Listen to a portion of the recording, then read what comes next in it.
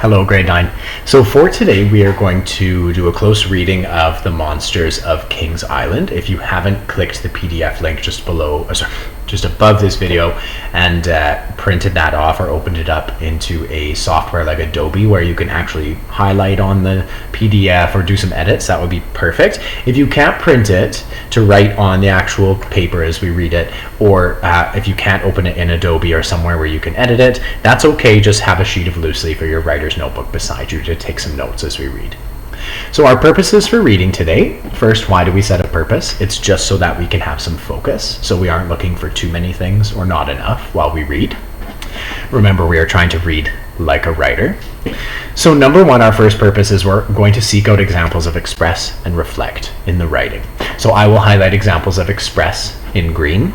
If you don't have a green highlighter, that is okay. You can use something different. You can use a blue pen. Okay. I will highlight examples of reflect in pink. And again, if you don't have a pink highlighter, just swap that out for something that you do have. Okay, but we are going to notice express and reflect as two separate pieces in this writing. And then finally, number two, just to appreciate good writing. We're reading like writers to improve our writing and to write for readers. So we are going to look for good writing, and I'm just going to use my pen to write a response to some good writing as I see it in the mentor text. So the mentor text today, as I mentioned, is The Monster of Kings Island. So we are going to look at that quickly together. For this close reading, we're going to do it together today, so please do follow along as best you can. There will be times where you'll be asked to do this on your own. So The Monster of Kings Island. The very first thing I'm going to do is make myself a little legend. Okay, so I put a legend at the top. It's something similar to what you would see on a map. And that tells you what all the little symbols and all the colors stand for. So I'm going to make this half for myself, but half for anyone who may look at this. This is called annotating. Writing on a piece as you read it. Okay, so that is going to be my express is going to be highlighted with green, and my reflect is going to be highlighted with pink. The Monster of Kings Island. And first of all, I want to know, what is the monster? Does the monster haunt the island? I know based on this image here that this is going to have something to do with roller coasters. So maybe the monster haunts the roller coaster or likes to ride on the roller coaster. So we'll find out more in just a minute. This is written by Christopher Bolin. He is the author. There are two names there, so we know that Christopher Bolin is the author because it says illustration, that means picture, by Melinda Josie. So look at that, we have so many arrows on here already. Let's start reading it together. Let's see what the monster has to do with the roller coaster. The monsters of southern Ohio had long wait lines and strict height requirements. That is express. 100%. We are expressing a detail there. That's it. Just telling us something without telling us what it means or why it's important. The monsters of southern Ohio had long wait lines and strict height requirements. I get it now. The monsters are the rides. The roller coaster. It is the monster. But one behemoth in particular, a roller coaster called the Beast, served as a rite of passage for us kids of Cincinnati. Just telling us, this roller coaster, a behemoth called the Beast, served as a rite of passage for the kids of Cincinnati. So we know now that the narrator is a kid from Cincinnati, us kids of Cincinnati. We also know, if we do a bit of digging, that a rite of passage are these events that we pass as we grow, and they mark our growing up. So things like a 16th birthday party, or going on the first hunt in some cultures, or, getting to drive for the first time. So a rite of passage are these big milestones. So riding on these roller coasters are big milestones for the kids of Cincinnati. Even before I saw the roller coaster, its infamy, being famous for bad reasons, was scored in my mind by way of the Beast's ubiquitous logo. Two manacled claws straddling a railroad track that disappeared into a fiery hellhole. strong language, good language. It's transporting us straight into this story and building some fear. We can feel that fear. This is 100% express. It's just details that they're giving us. They're not talking yet about why it matters or why we should care. It was a test of courage and bladder control that made watching a slasher film at a friend's sleepover seem like a walk in the woods. We know from like that this is a simile. It's a comparison using like or as. It's not a metaphor because that would not use like or as. It is saying that the roller coaster made watching a slasher film at a friend's sleepover, a horror movie, seem like a walk in the woods. Okay, so it's really bad. And then here, oh wait, I can't forget to highlight that as express. And then full disclosure, at 8, walks in the woods frightened me, as did swimming pools and vans with sliding doors. So these are all the things that at 8 years old we now know our narrator are afraid of. In fact, my childhood could be described as one extended panic attack kept in check by the far worse fear of social ridicule. So this is a nervous guy. Every summer, my family packed into our van. I like that word, packed into the van. This is a verb, and we know that because it's an action word. It's a doing word. So instead of my family got into our van, if you ever use the verb got, don't. You can find a better one, okay? My family packed into our van and drove to our local amusement park, Kings Island. Perfect. So now we know that from the title, The Monsters of Kings Island, Kings Island is the name of the amusement park. And every summer I was spared the horror of the world's longest roller coaster by being too short to clear Scooby-Doo's outstretched paw in the park's dubious measuring system of emotional and physical maturity. So let's unpack this a bit.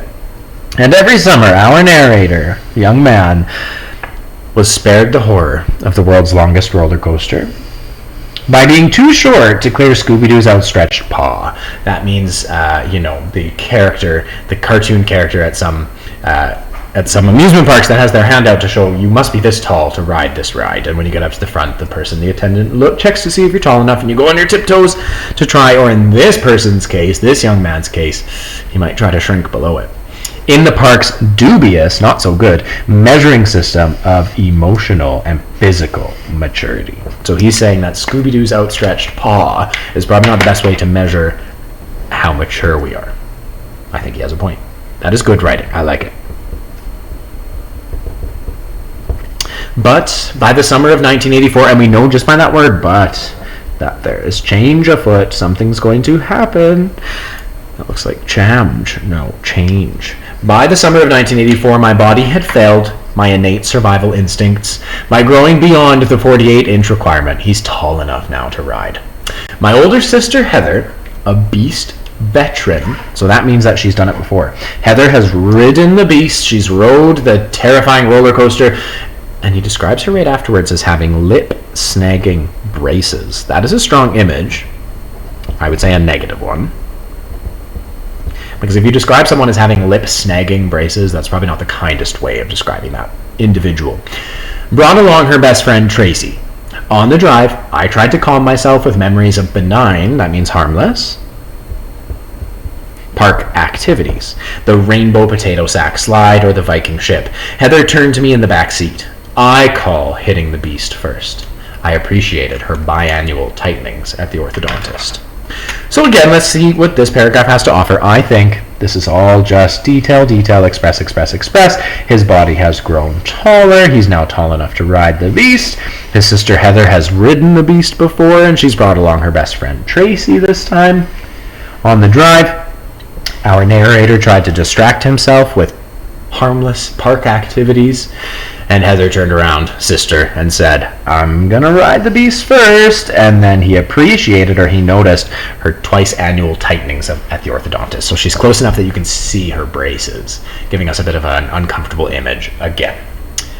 Are you okay, Christopher? My father asked as we waited in line. So now we've gone from the car, we had a flashback into the car, and now we've flashed back forward, we're in line at the beast's entrance. So this here, time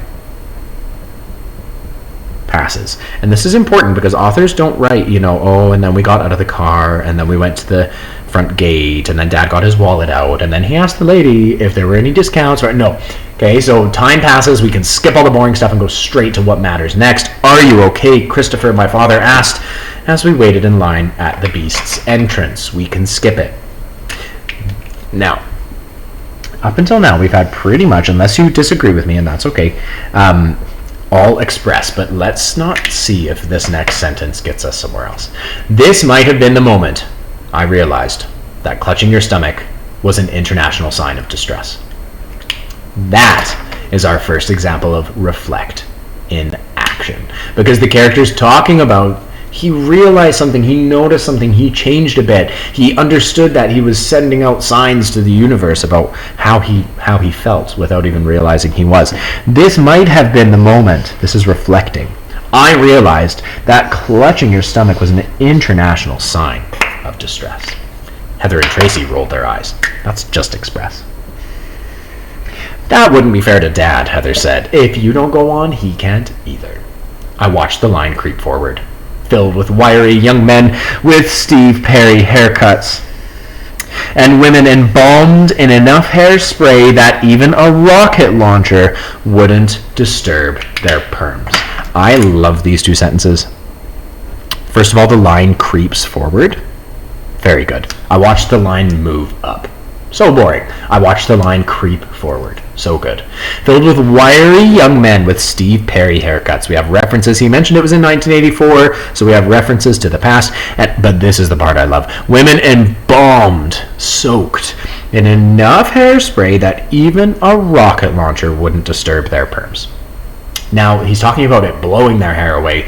I have a question, though. Rocket launchers put a lot of flames out, and hairspray is very flammable. We're not going to talk about ladies' heads bursting into flame, but that is what I would ask here. Maybe we should have a bit of a different comparison, right?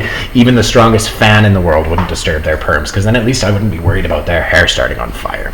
Anyway, the prospect of fear, the thought that fear might come, was a Midwestern mating ritual. Everybody fell for this prospect of fear. So thinking like, oh my goodness, what might happen? Everyone was engaged in that. The rickety brown monster rose vertiginously through the trees. If we don't know what that word means, grade 9, you have a computer, you can Google it super quickly on your phone or on your computer, or we can guess, right? It rose vertiginously through the trees, probably in an imposing, tall, overbearing manner. We can use the words around to kind of guess what that word means, but you can always take a second and just Google it if you're not sure. Okay. Now, the rickety brown monster rose vertiginously through the trees. It looked like the Hells Angels had kidnapped Amish barn burners and forced them to erect a shrine of suicidal madness. Excellent simile. By the time we reached the boarding station and I towered over Scooby, red cars returned with their shell-shocked passengers. Again, this is just express, right? By the time this happened and I did this, other people were doing this. There's no reflection in there whatsoever. It does not tell us, and it made me feel this way because of something that happened in the past. No, we're not there. I felt the impulse to marry Scooby, to begin a life together on the platform where we would never separate. I think this is slightly reflection, because he's saying here that he wanted to marry Scooby so that the two could never be apart. What he's really saying there is, I want to stay on this platform and not get on that roller coaster, right? But by saying he felt the impulse to marry Scooby to begin a life together on that platform, that's a creative way of saying, I don't want to get off this platform. So he's reflecting a bit there. You could argue that is express, for sure, but I'm trying to find a few examples of reflect. The teenage conductor grunted. That is a tried and true express sentence. The teenage conductor did something. He grunted. That's it. Chris, come on. Heather snapped. Another strong verb. Heather snapped. I belted myself in, my knees nowhere close to touching the bar that was supposed to lock me in place. I just had time to say, I don't want to, before the ride rocked forward. Love that verb.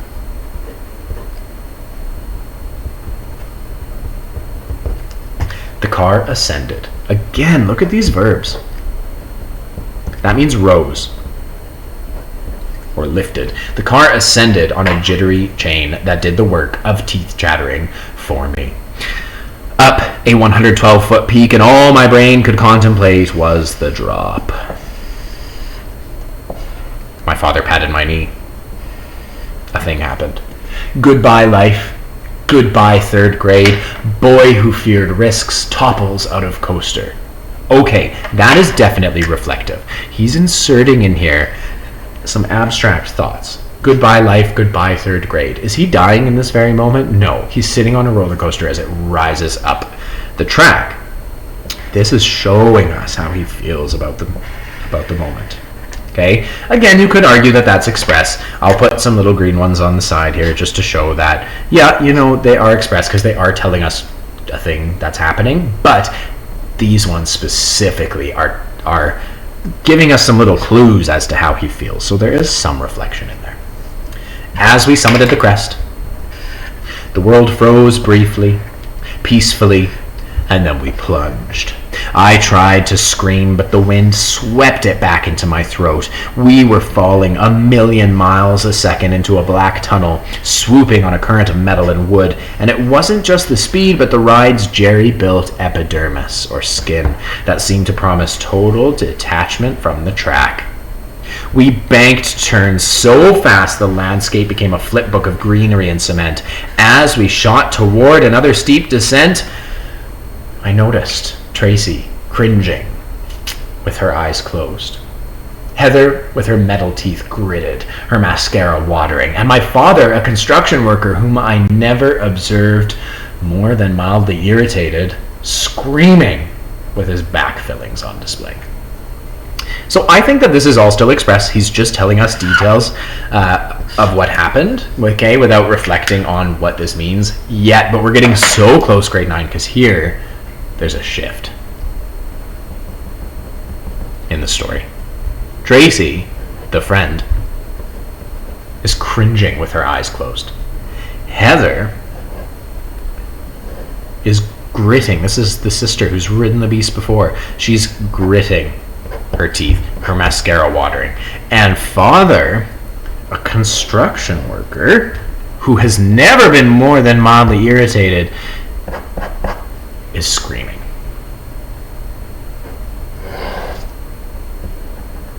Okay, so this shows us Tracy is afraid, Heather is afraid, and father is also afraid. A sense of joy overtook me that we could all be scared out of our wits together. This is reflection. A sense of a feeling overtook him because they're all scared together. He explains to us in that sentence exactly why he felt that way in that moment. That is reflection. Maybe we were always frightened of what was coming, had been forever, but only now could express it in shrieks and tears. That is such a reflective sentence. The reason this is our main piece of reflection in this story, grade 9, is because this is the why, right? And the how, and the who, and the what. These are answering all of our questions. This is maybe we were always frightened of what was coming, had been forever, but only now could express it. He's not just talking about the roller coaster, grade 9. He's talking about life. He's talking about how people deal with fear. He's talking about us always being afraid, but then hiding it and acting like, I've done this before, right? Fear was like a connective tissue, even if our real connective tissue was sustaining whiplash. After all, that's what the beast offered. Not death, but 4 minutes of life strapped in and beyond the tether of its own control.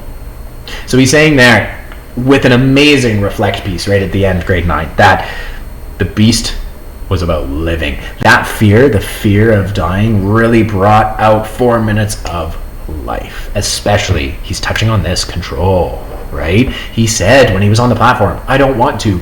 The roller coaster took him anyway, right? He has no control in this situation, but he loves it. So that is definitely our reflect piece for this story. Okay, and did you notice how that shifted there on the last page when it was said, a sense of joy overtook me, that we could all be scared out of our wits together. It's almost like this is the part of the story that really, really matters. We needed all the express there to understand what was going on, but the reflect is almost when it hits home the meat of the story. The train threaded into the station. Express. We climbed out,